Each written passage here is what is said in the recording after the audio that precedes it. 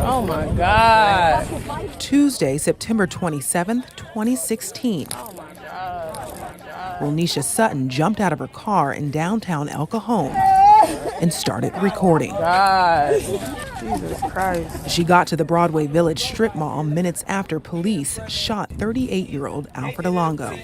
Olango's sister was one of the first people Sutton saw. I call you guys to come and help my brother, not to come and shoot him in front of me, okay? Using her cell phone, Sutton started recording accounts of witnesses. And then I saw him go pow, pow, pow, pow, pow, 5 shots.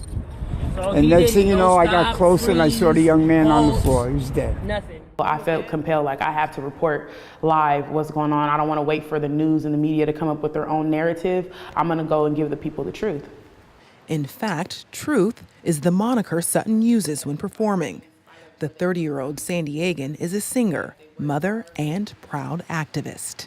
Activism to me means to be free and vocal about what you believe in and to stand up for those that don't have a voice. You saw what happened, bro? 1 year ago, Sutton says she was in that parking lot to stand up for Olango, a man she didn't know.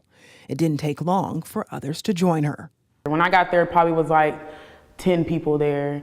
An hour later, it was like 100. The crowd moved to outside the El Cajon Police Department, not knowing at the time if Olango had survived. No justice! No peace! No justice! No peace! Medical personnel pronounced Olango dead at the hospital, and by Wednesday, the gathering had swelled. Revolution, nothing less! A lot of the people that lived in that area were more so spectators and not really getting involved in the movement.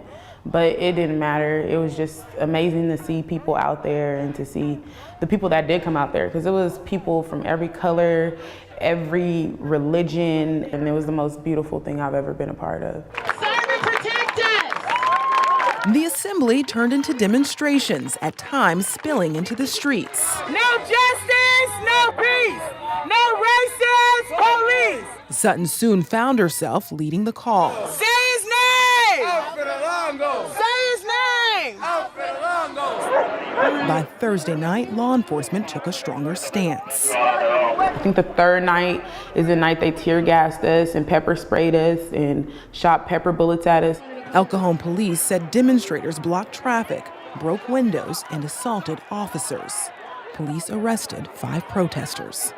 My mom was scared. My siblings would call me every night like, you need to go home. I'm like, I'm not going home. Why are you shooting at this man? That's just me. If I'm in something, I'm in it full-fledged. Y'all sworn in to serve and protect. By Friday, September 30th, El Cajon Police Chief Jeff Davis called a press conference. This is Mr. Olango.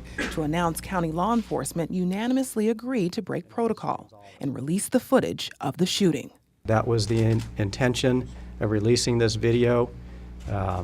We really emphasize our desire for peace and calm. A people united will never be defeated. In the days that followed, the protests spread. No justice! No peace! No racist police! That Saturday, demonstrators marched downtown to San Diego Police Headquarters. Don't shoot! Don't shoot! By Sunday, Truth was back in El Cajon. She captured this cell phone recording. Law enforcement surrounded the parking lot memorial, near where Olango was killed days before. They wore helmets and were armed with batons. Authorities had declared it an unlawful gathering. Police arrested 14 people, most who they say refused to disperse. I felt betrayed. Like, I felt hurt, and I felt very discouraged at the state of the way the police came out. Still, Sutton returned to El Cajon night after night, even as the crowd shrank and the news cameras went away. It was discouraging. It was very discouraging. The remaining resistors dubbed the parking lot Olango Village, where Sutton says she stayed for 50-plus trying days. I lost myself in that. I was very depressed afterwards, very. Whew, it made me emotional even talking about it. A year later, there's no sign of Olango Village or any indication of what happened there. If you want to stand right here, you can stand right here. Wilnisha Truth Sutton says she's still not satisfied with the explanation for the shooting offered by police, but says the day she spent in El Cajon made her more aware more loving, and more prepared to fight for communities of color. You can't just kill people and expect for us not to stand up for our rights.